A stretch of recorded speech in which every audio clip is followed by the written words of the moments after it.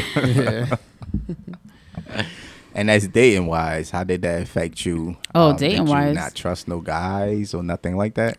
yeah, trust was really hard because like imagine not having well, I'll just start off with like me and my dad. Like I love my dad and we have a great relationship now. And having making decisions on like romantic decisions was really challenging because imagine not growing up with like what you're supposed to expect in a male, Right. in a father figure. So so you just take whatever comes to you, like whatever whatever relationship you got into, you just took what comes because I didn't know like what was the standard basically. What was the standard, what I was supposed to be looking for, you know, losing my virginity, like making dumb decisions like that.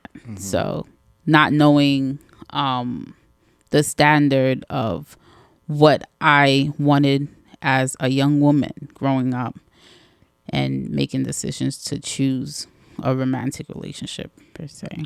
Facts, facts, facts. But how did you learn like the standards and what do you look for a guy later on? Like who taught you that?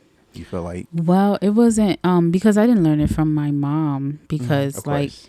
my mom didn't have a father figure. So I didn't learn that from my mom.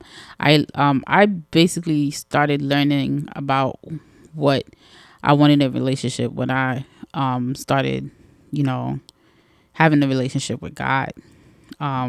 Learning the standard of how he loved us so deeply for God to love the world, that he gave his only son.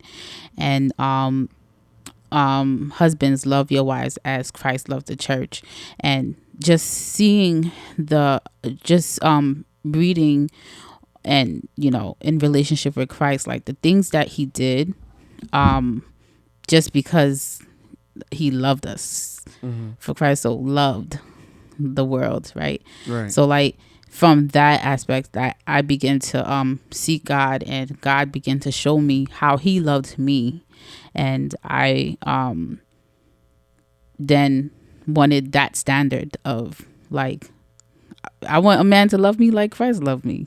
So Right. that's how I learned to what I was looking for in a relationship, because I wanted someone to love me like God. Yeah. Right.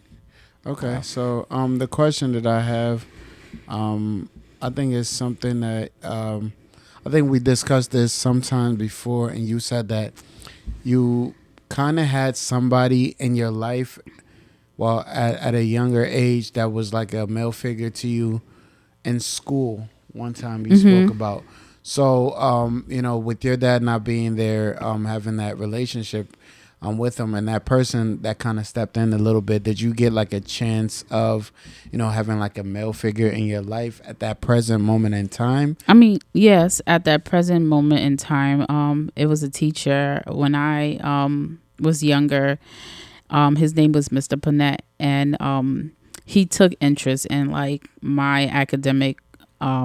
He wanted me to learn certain things, and he wanted like he knew that my mom was a single parent, so not try to take over to be my dad, but like he really cared. Like Right. he really cared to the point where he wanted to make sure that, you know, academically that I was, you know, he was willing to stay back at work to make sure that I knew certain things, and like, yes. Okay. Yeah. Now that you and your father are cool, how did that come about, and how did you forgive him? Because I know you had so much Yeah. anger Yeah. and stuff like that towards him. Yeah, me and my dad's relationship, it was like it was a sermon that I heard on a Father's Day. I never forget. It was a pastor named Pastor Nikolai. He spoke about honoring your parents. Like it doesn't matter what you it doesn't matter what your parents did, like you still have to honor your parents. Like it doesn't it doesn't matter what you go through.